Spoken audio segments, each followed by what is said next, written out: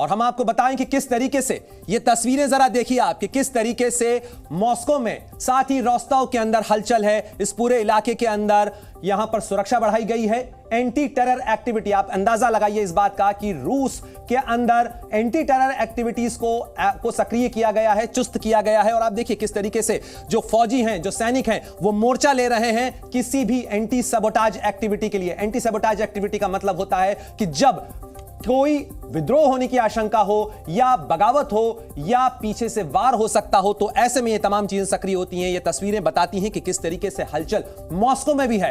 रूस की राजधानी मॉस्को में किस तरीके की हलचल है, क्योंकि रूस की प्राइवेट आर्मी कही जाती है, एक तरीके का पैरामिलिट्री ग्रुप है और इसके अंदर माना जाता है कि कई अपराधियों को भी भर्ती किया जाता है। और यह वैगनर ग्रुप, क्योंकि वैगनर ग्रुप के प्रमुख ने इस बात की चेतावनी दी है, इस बात की उन्होंने बिगुल फूंक दिया है बगावत का, और उन्होंने कहा है कि उनके लड़ाके मरने मारने को तैयार हैं। और कई जगहों पर सीमा पार की है वैगनर ग्रुप के चीफ ने, क्योंकि यह वैगनर ग्रुप यूक्रेन के मोर्चे पर लड़ रहा था, दानियास्क में, लोहांस्क में, और उसके अलावा यूक्रेन के कई इलाकों के अंदर इसकी मौजूदगी थी। और यूक्रेनी सेना के साथ मिलकर वैगनर ने विद्रोह किया है। यह तमाम जानकारी निकलकर सामने आ रही है। साथ ही आपको बता दें कि रोस्तव में गृह मंत्रालय की इमारत पर कब्जा कर लिया है। इस वक्त की बड़ी खबर आपको बता रहे हैं। यह रोस्तव, जो नाम आप लिखा देख रहे हैं, यह दरअसल रूस का दक्षिणी इलाका है, दक्षिण का प्रांत है उसका। और उसके रोस्तव दोन शहर के अंदर जो गृह मंत्रालय का दफ्तर है, उस इमारत के ऊपर वैगनर ग्रुप का कब्जा हो गया है। यह बहुत बड़ी खबर आपको बता रहे हैं। रूस यूक्रेन युद्ध के मोर्चे पर इस समय की सबसे बड़ी खबर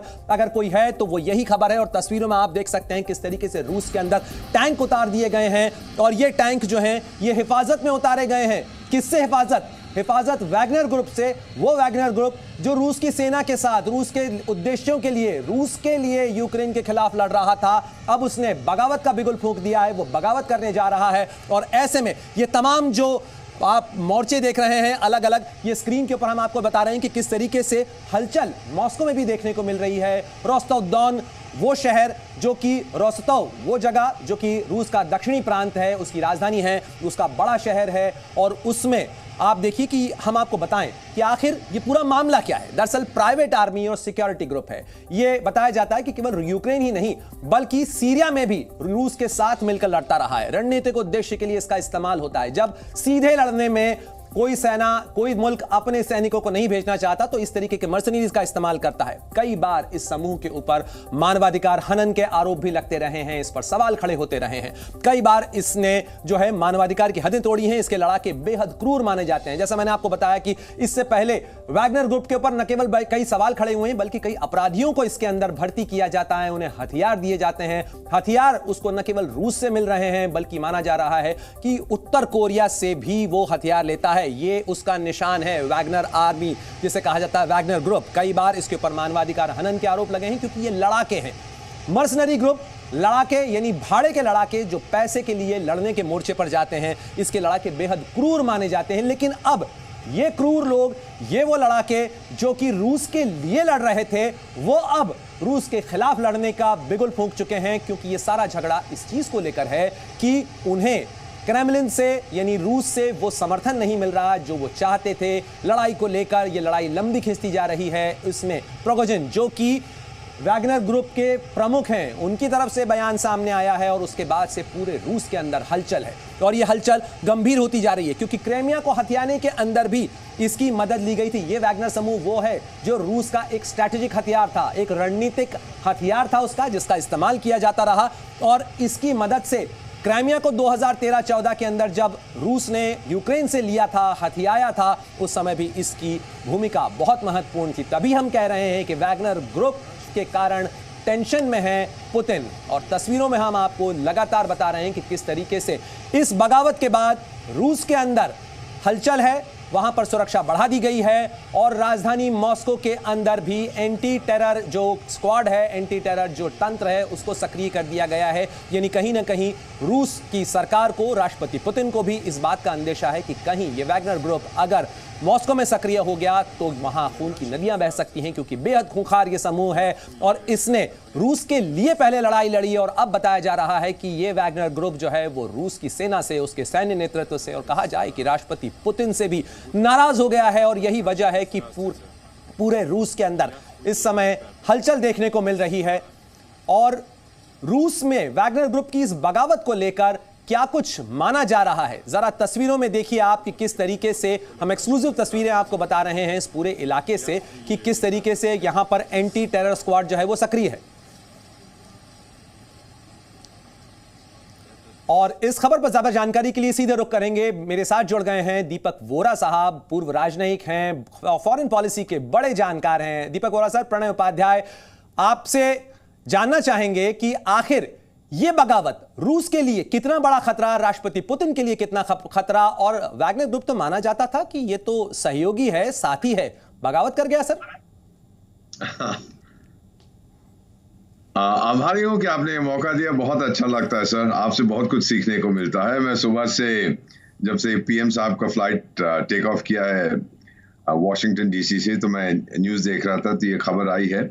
आपने नोटिस किया होगा कि पिछले कुछ दिनों से खबरें आ रही थी कि वैगनर ग्रुप के जो चीफ हैं वो कभी तो समर्थन करते थे रूस के राष्ट्रपति व्लादिमीर पुतिन का, कभी फिर गाली गलौज में शुरू हो जाते थे कि देखो मेरे लोग मर रहे हैं और ये कुछ नहीं कर रहे रूसी सैनिक, मैंने इतना सारा उनके लिए मदद की है लेकिन वो इस बात के लिए आभार प्रकट नहीं कर रहे एटसेट्रा।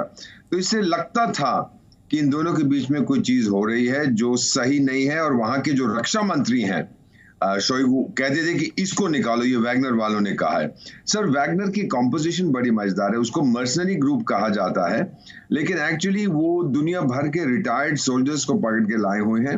और इसमें से सुनने में आता है, किसी के पास इसका एविडेंस नहीं है, कुछ रिटायर्ड सोल्जर्स नेपाल से भी हैं, कुछ पाकिस्तान से हैं, कुछ कहा जाता है हमारे देश से भी है।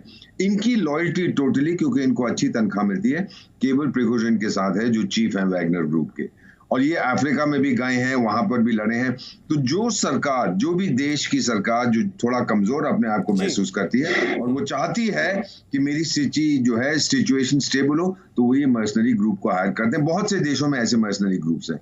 मुझे जो लगता है, जो आप तस्वीरें दिखा रहे हैं, कि इसकी बगावत को अब डायरेक्ट चैलेंज इसने दिया है रूसी स्टेट को, व्लादिमीर पुतिन को, और वो वापस लड़ेगा। अब प्रिगोजिन की तस्वीरें बहुत चिंता बढ़ाने वाली हैं, कही जा सकती हैं, और राष्ट्रपति पुतिन के लिए भी चिंता बढ़ाने वाली हो सकती हैं, क्योंकि मॉस्को में एंटी टेरर स्क्वाड सक्रिय कर दिया गया है। सड़कों पर जो सैनिक हैं वो मॉक ड्रिल्स कर रहे हैं। क्या माना जाए कि पुतिन को वाकई में या रूस के सैन्य नेतृत्व को इस बात की चिंता है कि कहीं अगर ये लड़ाके, ये भाड़े के लड़ाके मॉस्को में घुस गए तो बहुत खून बह सकता है? ये हो सकता है सर, लेकिन जो मुझे लगता है कि ये जो ड्रिल्स किए जा रहे हैं ये दो तरह हो सकते हैं। एक तो प्रिगोजिन के लिए, और दूसरा कभी कभी खबर आती रहती है कि यूक्रेन से भी कुछ आत्मघातक लोग घुस गए हैं वहां पर। ये मेरे रशियन फ्रेंड्स मुझे बताते थे। तो मेरा ख्याल पुतिन अभी क्रेमलिन में है, अभी सुरक्षित हैं, और ये जो रशियन फोर्सेस हैं ये एंटिसिपेटेड डिफेंसिव एक्शन ले रहे हैं, ये प्रिवेंटिव एक्शन है। अभी लड़ाई शुरू वहां पर नहीं हुई, जहां तक मुझे मालूम। 10 मिनट पहले मैंने अपने एक मित्र से बात की थी, उन्होंने कहा मूवमेंट है पर पैनिक नहीं है अभी। जी, मूवमेंट है, पैनिक नहीं है, लेकिन निश्चित रूप से ये चिंता के सवाल हैं। एम्बेसडर वोरा, मैं आपको रोकूंगा बस थोड़ी सी देर के लिए, क्योंकि दर्शकों को ये तस्वीरें दिखा दें। ये बहुत महत्वपूर्ण तस्वीरें हो जाती हैं, क्योंकि रूस के अंदर ये तमाम हलचल जो है ये दरअसल अपने लोगों की बगावत के बाद उभरी है। ये अपने लोगों से मतलब ये है कि ये वो लड़ाके वैगनर ग्रुप के जो कि रूस के लिए लड़ते थे, उसका एक स्ट्रैटेजिक हथियार थे।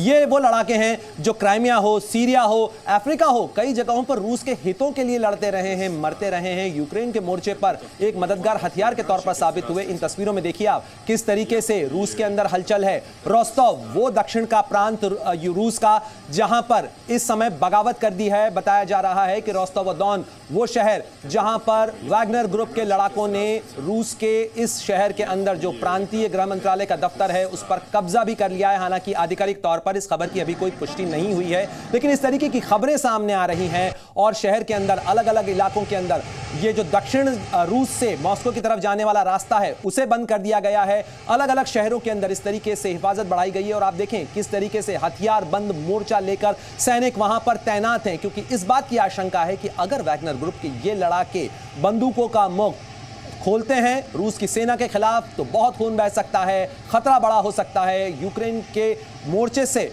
आने के बाद रूस की तरफ अगर ये बढ़ जाते हैं वैगनर ग्रुप के लोग, जो कि रूस के लिए वहां लड़ते रहे, बताया जा रहा है कि यूक्रेन की सेना के साथ मिलकर यह बगावत हुई है। हालांकि आधिकारिक तौर पर हम बता दें आपको कि इस तरीके की कोई पुष्टि न तो यूक्रेन की तरफ से की गई है, न और कुछ कहा गया है फिलहाल, लेकिन ये तमाम तस्वीरें जो हैं वो बताती हैं जिस तरीके की खबरें सामने आ रही हैं, और प्रिगोजिन जो कि वैगनर ग्रुप के प्रमुख हैं, उनकी तरफ से जो बयान आया है वो जाहिर तौर पर पुतिन के लिए, राष्ट्रपति पुतिन के लिए चिंता बढ़ाने वाला, और वो चिंता कैसे बढ़ रही है ये इन तस्वीरों में आप देख सकते हैं। किस तरीके से मोर्चे पर तैनात हैं एंटी टेरर स्क्वाड की जो एक्टिविटीज़ हैं, वो तंत्र जो है वो सक्रिय कर दिया गया है अलग अलग शहरों के अंदर, और इस तरीके से टैंक तक सड़कों पर चलते हुए नजर आ रहे हैं। ये इस बात से आप इस बात का अंदाजा लगा सकते हैं कि खतरा कितना बड़ा है रूस के लिए, राष्ट्रपति पुतिन के लिए। एक बार फिर रुक करेंगे, मेरे साथ एम्बेसडर वोरा जुड़े हुए हैं। एम्बेसडर वोरा, बड़ा सवाल इस चीज को लेकर कहा जा रहा है कि ये वो समूह जो कि सीरिया से लेकर क्राइमिया से लेकर हमेशा एक स्ट्रेटेजिक वेपन रहा रूस का, अचानक ऐसा क्या लड़ाई ज्यादा लंबी खिंच गई, इस कारण ये विरोध हो रहा है, या इस लड़ाई का कोई एंड नजर नहीं आ रहा है कि ये खत्म कैसे होगी इसलिए खतरा है, या मामला कुछ पैसे का है? जहां तक मुझे लगता है सर, ये कोई फाइनेंशियल इश्यूज इसमें इन्वॉल्व हैं, क्योंकि प्रिगोजिन साहब ने, अभी आपको मालूम है कि 2 दिन पहले ही इन्होंने कहा है कि आप रूस के रक्षा मंत्री, इन्होंने पुतिन का डायरेक्टली अगेंस्ट कुछ नहीं कहा कि रक्षा मंत्री को अरेस्ट कर लो कि वो बिल्कुल बेकार आदमी है, और उसके अगेंस्ट बगावत का इन्होंने ऐलान किया। फिर अपने हेडक्वार्टर्स रोस्टोव ऑन डॉन, मैं वहां गया हूं कई बार, वो साफ है कि वहां पर इसकी काफी सुनी जाती है, काफी इसकी वहां चलती है।